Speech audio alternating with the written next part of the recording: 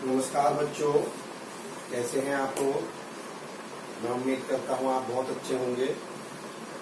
बच्चों, हम लोग पढ़ रहे थे रिलेशन। हम लोगों ने 1.1 एक्सरसाइज की पहली 10 प्रॉब्लम सॉल्व कर ली थी। अब हमें नेक्स्ट 11 से आगे स्टार्ट करना। तो चलिए बच्चों देखिएगा। प्रॉब्लम है 11 number. So that the relation R in the set A of point in a plane given by set A है, बहुत सारे पॉइंट दिए हुए हैं प्लेन में।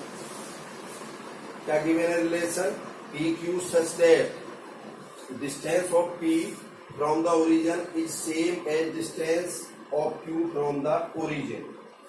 क्या है बच्चों, distance of P from origin is same as distance of Q from the origin is an equivalence relation। तो पहले फर्स्ट पार्ट इसका हम करेंगे। गिवन क्या है ये देखिए, ये ओरिजिन है और ये पॉइंट P है और ये पॉइंट Q है। P की ओरिजिन से जो डिस्टेंस है वही डिस्टेंस Q की है, यानी कि ये दोनों सेम डिस्टेंस हैं। अगर ये 5 यूनिट है तो ये भी आपकी 5 यूनिट है। ये आपका गिवन है, कंडीशन है रिलेशन। तो चलिए सबसे पहला रिफ्लेक्सिव के लिए देखिए, clearly P belongs to R। अगर मैं Q की जगह P रख दूं, ऑलवेज P ओरिजिन से सेम डिस्टेंस तो होंगे कि नहीं होंगे भाई। P O से P की डिस्टेंस सब कुछ फिक्स है, ये 5 है, तो ऑब्वियस है Q की जगह जब P रखेंगे तो P इटसेल्फ सेम डिस्टेंस।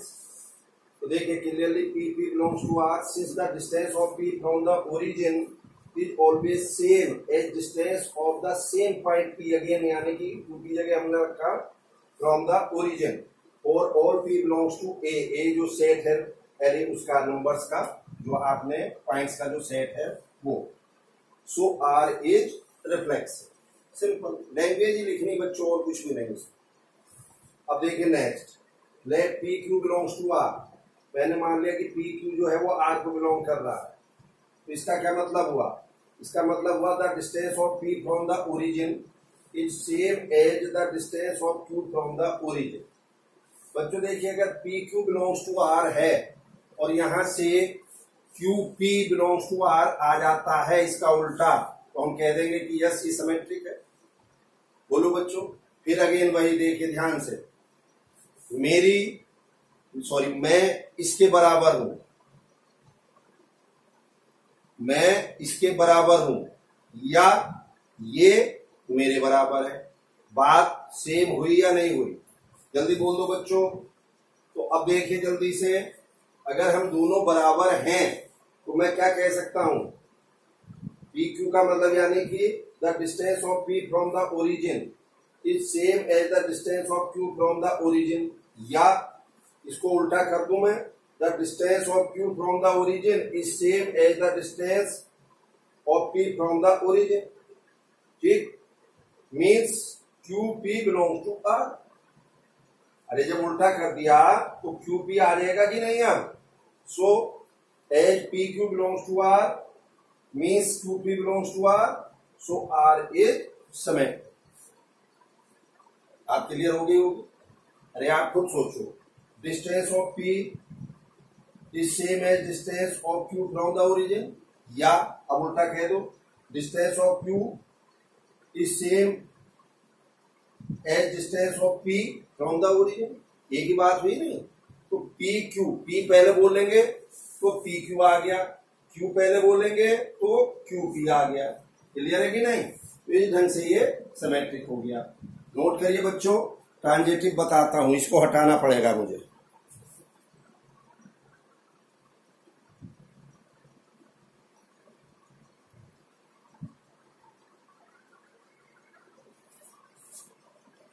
चलिए बच्चों, इसी का नेक्स्ट पार्ट देखिए। अब तीसरा ट्रांजिटिव के लिए क्या, मान लिया हमने P Q and Q T belongs to R. मतलब इसका समझ रहे हो, ये ओरिजिन है, ये P है, ये Q है और ये T है। कहने का उसका मतलब ये है कि P Q belongs to R. P Q belongs to R का मतलब distance of P from the origin equal to distance of Q from the origin, यानी कि ये सेम हो गए। क्यू टी का मतलब distance of Q from the origin is equal to distance of the T from the origin, यानी कि ये भी सेम हो गई। मतलब ये और ये सेम थी, ये 5 और ये 5, और अब ये दोनों सेम ले लिए हमने, तो भैया फिर ओपी और ओटी ये भी सेम होगी कि नहीं होगी? होगी ना। आ जाओ। Let P Q and Q T belongs to R. The distance of the point P from the origin is same as the distance of the point Q. ये तो डिफाइन है, ये पी क्यू की कंडीशन है जो relation उसने दिया है। पी क्यू का ये जो बच्चों ये सच दैट आगे करके लिखा होता है ना, ये बेसिकली पी क्यू की डेफिनेशन होती है, पी क्यू के बारे में बताया जाता है। अगर यहाँ उसने ऐसा लिख दिया पी क्यू, तो पी क्यू का फिर उसने मतलब समझाया है आगे क्या, उसने फिर ये मतलब समझाया पी क्यू का कि पी क्यू है क्या ये, यानी कि distance of P from origin is equal to distance of Q from the origin. P Q का ये मतलब। तो यहाँ क्या हो गया ये P Q, the distance of the P from the origin is same as distance of point Q from the origin, और क्यू टू का मतलब and also distance of Q from the origin is same as distance of T from the origin. तो भैया तीनों distance same हो गई है, तो फिर साफ सी बात है पी टी भी होगा सेम या नहीं होगा, यानी कि P T belongs to R होगा। क्यों? अरे distance of P from the origin equal to distance of T from the origin, तो P T belongs to R. तो हम लिख सकते हैं P Q and Q T belongs to R means P T belongs to R, so R is ट्रांजेक्टिव।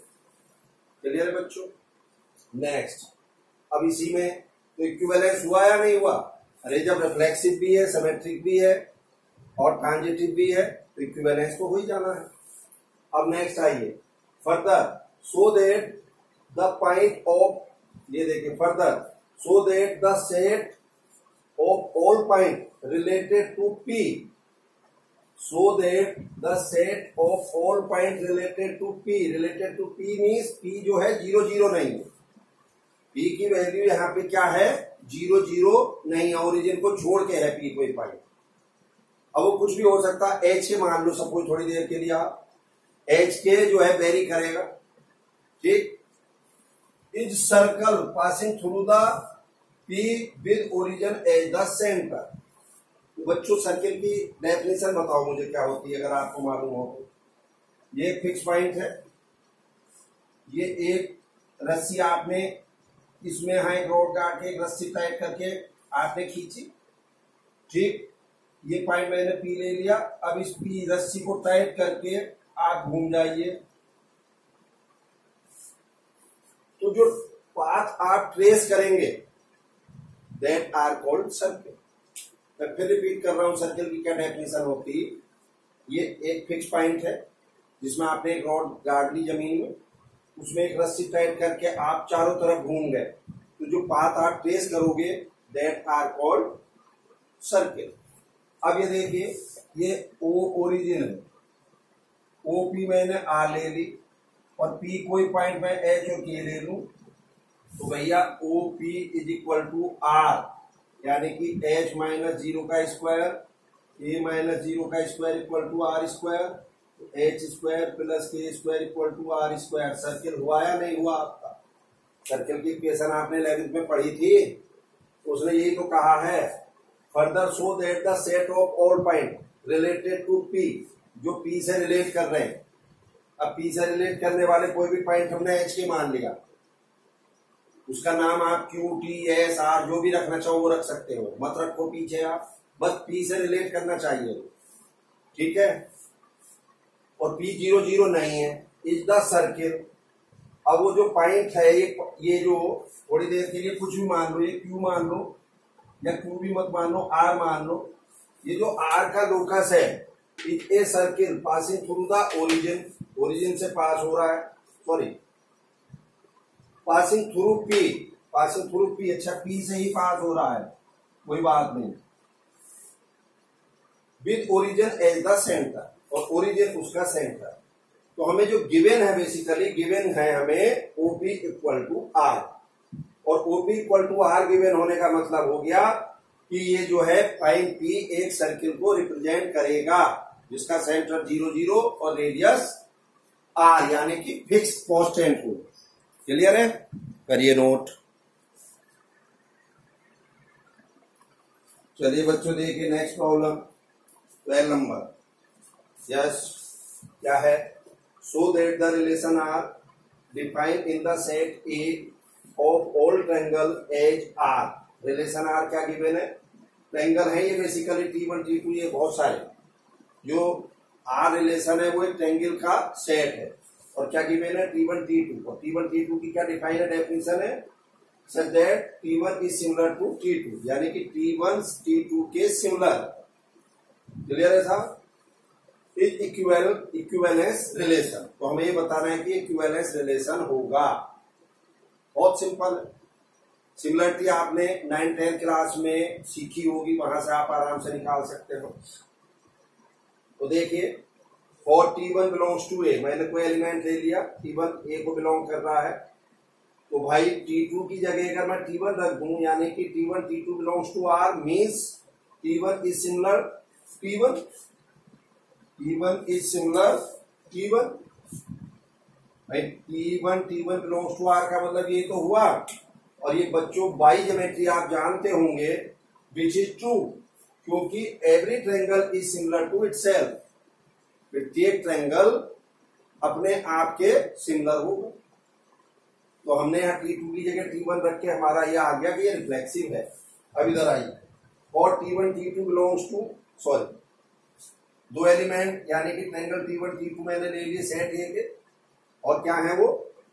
T1 T2 belongs to R। अब इसका उल्टा आ जाएगा, मैंने अगर लिया है T1 T2 belongs to R, अगर आ गया T2 T1 belongs to R, तो सिमेट्रिक होगा कि नहीं? होगा। तो देखिए T1 T2 belongs to R का क्या मतलब है? T1 similar T2, T1 is similar T2। अब इसी को हम बच्चों T1 इज सिमिलर T2 को ऐसा नहीं लिख सकते कि T2 इज सिमिलर T1। भाई ऐसा भी तो लिख सकते हैं ना, T2 इज सिमिलर T1, बोलो। और T2 similar T1 means T2 T1 belongs to R। तो simple, as T1 T2 belongs to R, then T2 T1 belongs to R, so R is symmetric. बात बच्चों क्लियर हुई या नहीं हुई? ये आपका सिमेट्रिक हो गया। अब अगेन, और T1 T2 and T1 T2 T3, तीन एलिमेंट ले लिए हमने सेट ए में, तीन ट्रायंगल ले लिए। अब क्या है ये? Let T1 T2 and T2 T3 are belongs to R। तो इसका क्या मतलब हो गया? यानी कि T1 similar T2 and T2 similar T3। तो बच्चों जरा देखना, फिर वही, मैं इसके सिमिलर हूं और ये उसके सिमिलर है, तो मैं उसके सिमिलर हो गया कि नहीं हो गया? बोलो। तो क्या मतलब हुआ? T1 similar T2 and T2 similar T1 means T1 similar T3, means T1 T3 belongs to R। भाई ये तो मुझे लाना था, यहाँ T2 से T2 कैंसिल करके T1 T3 belongs to R आना चाहिए था, जो कि आ गया। तो इट इज ट्रांजिटिव। बात क्लियर हुई या नहीं हुई? तो बच्चों ये आपका इक्विवेलेंस रिलेशन प्रूफ हो गया। अब नेक्स्ट उसने क्या कहा है? Consider 3 right angle triangle. तीन हमें राइट एंगल ट्रायंगल कंसीडर करने हैं, T1 T2 T3। T1 क्या है? साइड है उसकी 3 4 5। T2 क्या है? साइड है 5 12 13। T3 क्या है? साइड है उसकी 6 8 10। वो कह रहा है which triangle among T1 T2 T3 are related. इन तीनों ट्रायंगल में से कौन सा ट्रायंगल एक दूसरे से रिलेट कर रहा है? बोलो बच्चों। तो बहुत सिंपल है, T1 एंड T3 एक दूसरे से रिलेट कर रहे हैं। क्यों? T1 की साइड है 3 4 5, T3 की साइड है 6 8 10। तो ये भैया ये वाली साइड इस ट्रायंगल के प्रोपोर्शनल है डायरेक्टली या नहीं? अरे 6 3 का डबल, 8 4 का डबल, 10 5 का डबल, यानी कि T3 की जो साइड है वो T1 के प्रोपोर्शनल है, इसलिए T1 एंड T3 क्या होंगे बच्चों?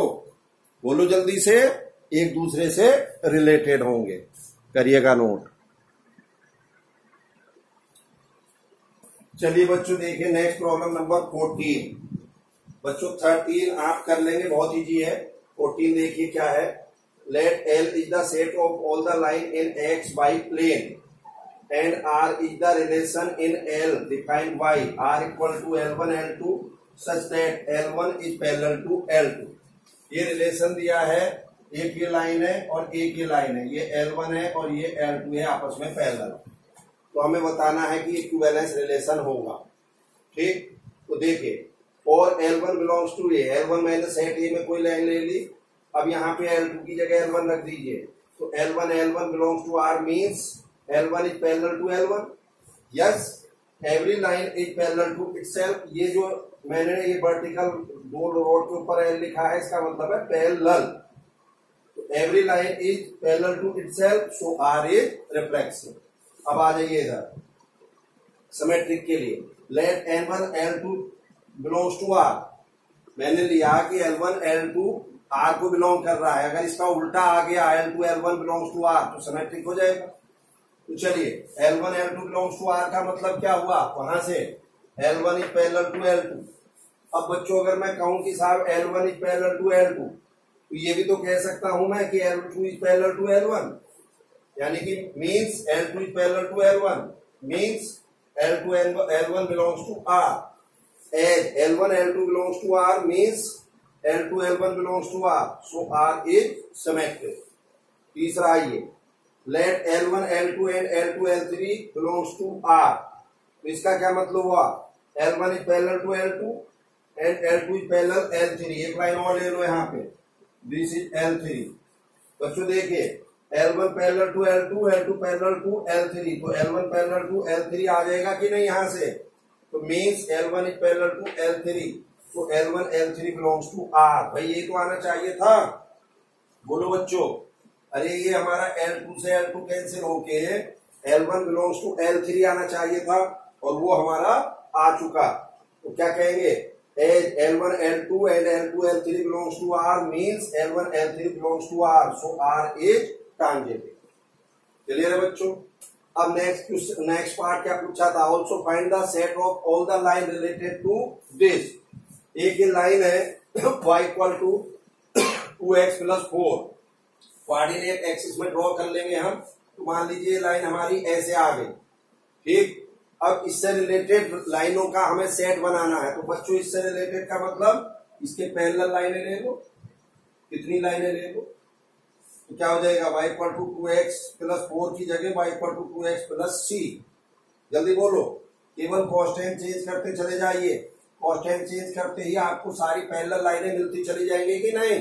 वैसे लोग तो सेम ले लिया मैंने सबका, तो यानी कि पहली लाइन से रिलेटेड जो बाकी लाइनें हैं वो क्या होंगी, उसके पैरेलल होंगी। क्लियर है, करिएगा नोट।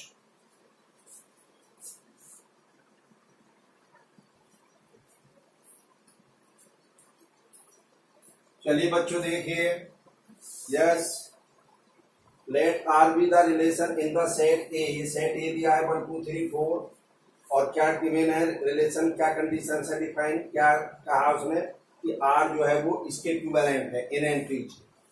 तो आपको बताना है कि ये रिफ्लेक्सिव, सिमेट्रिक, ट्रांजिटिव, इन तीनों में से क्या है। तो बच्चों मैं अगर एक क्रॉस ये निकालूंगा तो टोटल एंट्रीज कितनी हो जाएंगी, इसमें 16 एंट्रीज होंगी, जिसको हम यूनिवर्सल सेट भी, यूनिवर्सल रिलेशन भी बोल देते हैं। बोलो, तो टोटल जो रिलेशन आएंगे हमारे निकल के वो 16 आएंगे, और हमने ले कितने रखे हैं, 1 2 3 4 5 6 7, 7 एंट्री हमने ली केवल। अब हमें ये बताना है कि ये रिफ्लेक्सिव है क्या। तो देखिए 1 1 2 2 3 3 4 4, भाई सेट हमारा 1 2 3 4 ही तो है। तो 1 1 2 2 3 3 4 4 चारों डबलेट आ गए। तो यस, चूंकि ये चारों डबलेट रिलेशन आर को बिलोंग कर रहे हैं, सो इट इज रिफ्लेक्सिव। ठीक है सर। अब आइए सबसे पहली एंट्री देखिए 1 2, क्या 1 2 का उल्टा है कहीं, नहीं, यानी कि 1 2 belongs to R but 2 1 does not belongs to R, so R is not symmetric. आगे चेक करने की भी जरूरत नहीं। तीसरा ये ट्रांजिटिव, ट्रांजिटिव के लिए आपको बताया था, ध्यान हो तो, क्या A B belongs to R, B C belongs to R, तो बी से बी कैंसिल होके A C belongs to R होना चाहिए पहला, और दूसरा सारी की सारी एंट्री आपकी डिफरेंट हो। तो सारी की सारी एंट्री तो डिफरेंट नहीं है, क्योंकि देखो 1 यहाँ भी है, 1 यहाँ भी है, 1 यहाँ भी है, 3 यहाँ भी है, यहाँ भी है, तो सारी एंट्री डिफरेंट नहीं है।